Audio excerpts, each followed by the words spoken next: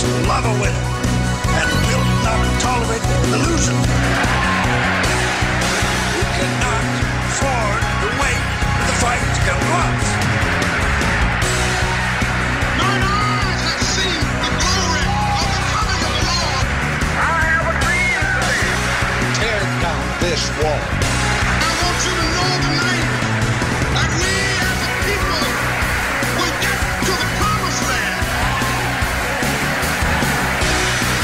And so, my fellow Americans, ask not what your country can do for you, ask what you can do for your country. Hello, America. Live from the KVOI studio in Tucson, Arizona. Welcome to Speak Up America. Speak Up America, dedicated to a return to our Constitution as written by our forefathers, the return of common sense in our laws, and the proliferation of environmental truth.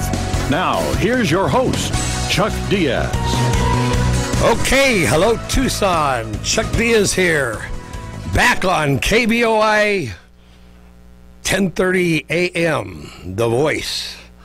And for the next hour, I guess I'm going to be the voice. I'm saying I'm glad to be back because if any of you heard about me before, I left the station in January after having a couple of heart attacks and a stent installed and a pacemaker and all this stuff. So it kind of put me on a bummer. And I just kind of like ended there for a while.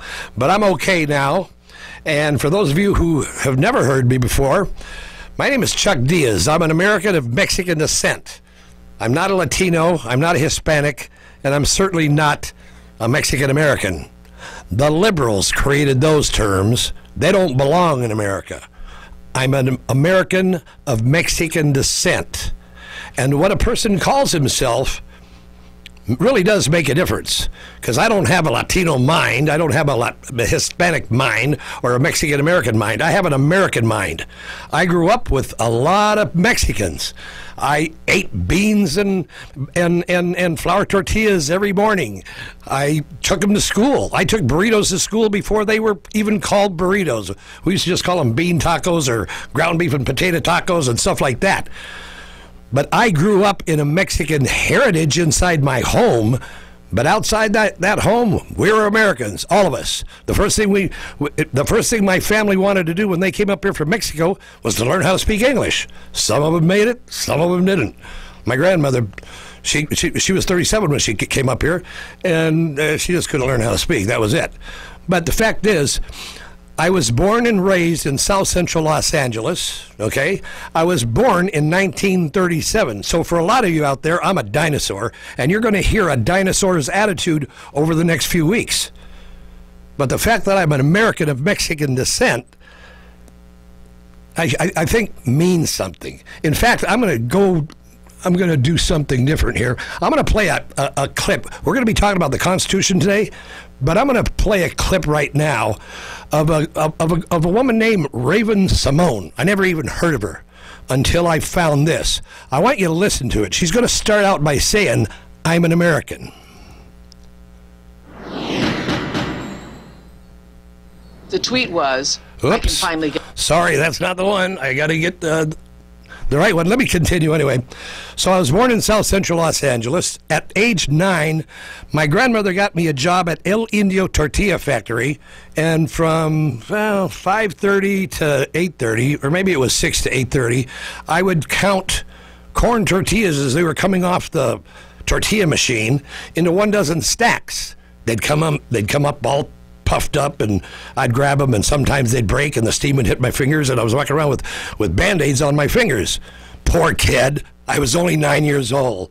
Woe is me, okay? That was the best thing that ever happened to me. Working at El Indio Tortilleria, the owner eventually moved me up from counting their tortillas, and on Saturdays he let me help him around, and then I'll never forget the day that he'd actually let me take care of a customer.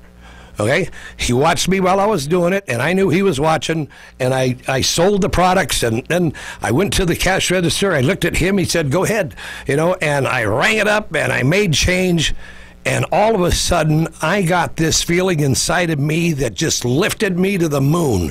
That's called pride. I was proud of myself. I actually made change. I was about 9, maybe 9.5 or something like that at the time, but that was called pride. Today they call it self-esteem, except they try to give it to the kids instead of the kids earning it. Self-esteem, pride is something that you earn yourself. The next time I felt that kind of pride was when I soloed in an aircraft. Soloing in an aircraft, trying to get your pilot's license is one of the greatest sensations in the world. But pride, okay, so I felt that when I was 9 years old. That got me understanding that, you know what, working and making money is a good thing. I started working at 9 years old. I haven't stopped yet. My next thing, between about 10 and 15, I was selling newspapers, shining shoes, and washing cars as often as I could. I'd wash cars at a gas station that was close to the house there, and sold newspapers every day after school till 7 o'clock, and even on Sundays I used to pull a cart around with a Sunday Times and Examiner, and just walk down the streets in the morning and yell out Examiner, Times, paper, and then sometimes I'd pick up some customers and stuff. But the main thing is I was working. I was always working. Every penny I made. Let's take like at El Indio. When I worked 8 hours at El Indio on a Saturday, he gave me $1. $1, okay? I was 9.5 years old, but that was $1 more than I made if I wouldn't have been there, okay? So, and that dollar went to my mother, okay? When I sold newspapers, I'd get, I think, 2 cents a copy or something like that. If I sold 100 copies, that was $2. That went to my mom. All the tips I got, that went to my mom. You got to figure, if you're making $1 or $2 a day, at the end of a week, you got 14, 15, maybe even $20. Our rent was $25 a month at the time, so that was a good chunk of what was going on, because my mother had been divorced, all right? There was no such thing as single moms back then. Single mom is another term created by the New Age liberals, okay? You're either divorced or you're not. And if you're not and you got a kid, there's something else that we call a kid. But we won't go there right now. But anyway, so later on in life, I joined the Air Force at 15, pardon me, I got a job as an apprentice produce clerk in a market. My uncle actually was the manager of the store, and he got me the job. I learned really, really quick during that summer. I turned 15 that summer, and I learned really, really quick. And before you know it, I transferred to another store because another guy called me up, and they bumped me up to journeyman. Within 4 months, I was a journeyman. Tell me that being a friend in a union isn't a good deal, okay? I had a friend in the union. So all of a sudden, I'm a journeyman making $3.30 an hour, and I'm 15 years old. There were guys there that were 59 years old making $3.30 an hour, but I was making it at 15. Now, what happened? What happened because of that? I didn't go to any school dances. I didn't go to a football game. I didn't go to a baseball game. I didn't go to a prom. I didn't go to a graduation. I didn't go to anything because I was working. But guess what else? Even though I came from a quote-unquote poor family, I was the first one in my class that had a car when I was 16. I had me a 1941 Ford, and that's all I needed. Money, a Ford, and a few girlfriends, and I was on my way. That's the way it happens. You got to be able to work hard during the day and be able to spend it at night when you want to play around. But you could never let playing around mess up your work. You got to work all the time. So from there, I went into the Air Force at age 17. All right, I'm 17 years old. I want to become a pilot, and I was right on the road, except I messed up. I got married. I married my high school sweetheart, and then that disqualified me for cadet training, and I had to go another route, and it took me 4 years to get to that route. And when I finally made it, and I got my class assignment, I would have had to re-up, and my wife and 3 kids now, she didn't want to stay in the Air Force, and cried and cried and cried, so I went back to L.A. All right, and that's it. That was my first 21 years, all right? First 21 years. I'm writing a book about it, by the way. So anyway, I came from South Central Los Angeles, a broken home, a so-called minority, but I don't believe that I'm a minority because I'm an American. And I tell people, like, you take like black people who call themselves African Americans. All they got to do is embrace America, call themselves an American, and they're no longer a minority. But they've got to think that way. They've got to understand that that's what this place is all about.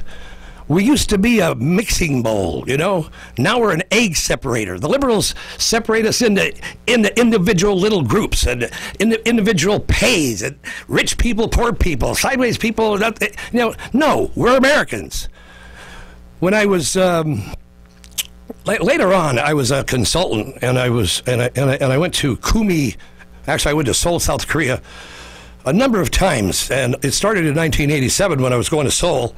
And I was lucky to go down to Kumi. It's the part of Korea where they have all the electronics. They build flat screen TVs there. They build all kinds of stuff. And I saw their mechanism of how a kid has to be a college graduate, and if he's not, he's only going to work this. He's only going to get up to this level of pay or this position in the factory. And if they get a degree, they'll get this much more, and all that kind of stuff like that. But anyway, on the way back, I was thinking. When I got to the Kumi station, they were supposed to meet me, and I walked out of the station and I see about 1,000 Koreans, and I'm the only non-Korean there. And I don't know if you've ever had that feeling, but it's almost like, you know, you don't know where in heck you are because you can't ask for help. You can't go to the phone and call the operator and say, hey, because they speak Korean, and that's what they're supposed to do, you know. And then finally, the guy that was coming to get me showed up, and I felt safe again because I couldn't communicate with these people, you know. I mean, they don't speak English, you know. They're not supposed to. They're Koreans. But I looked around and I said, wow, you know, like this is a country that's got they're all Koreans, you know. And so on the plane on the way back, or actually on the train from Kumi to Seoul, I started thinking about that, and I said, America, what does an American look like? See, you know what a Korean looks like, you know what a Japanese person looks like, you know what a Chinese person looks like, and believe it or not, you can tell the difference. But I started thinking, what does an American look like? We're white, we're black, we're quote unquote brown, we're red. We've got long hair, straight hair, kinky hair, blonde hair, red hair, all this kind of stuff like that. So what does an American look like? American looks like anybody on the planet. It's an idea. American is an idea in your brain. If you don't buy it, you're not an American. You have to buy it. The minute you buy being an American, then America's history belongs to you. America's heritage belongs to you. America's traditions belong to you. George Washington will become a hero to you the way he became to me when I was a kid. Okay? So, all right, we're going to take a little break here, and I'll get back with a little bit more of that, and then we're going to do I'm going to start talking about the Constitution. And by the way, just to let you know that I'm taping this, and you're going to be able to watch this on SUAnews.com. Ted, I'm going to do a PSA right now. Hi, I'm Ted Cruz. In recent weeks, the IRS has admitted to unlawfully targeting conservative groups and trying to silence the president's critics. This is wrong, a chilling abuse of power. It needs to be fully investigated, and those involved must be held accountable. But we also need to make sure it never happens again. It's time to abolish the IRS. We need to get rid of the army of IRS agents trying to police every aspect of our lives. We need a tax code that is simple, fair, and that protects our freedoms. I'm working to lead this effort in the U.S. Senate, and I hope you will join me by calling the number on the screen. Join Ted Cruz and help him fight back against the IRS. Please call toll-free 1-800-656-8845 to sign the official petition to abolish the IRS.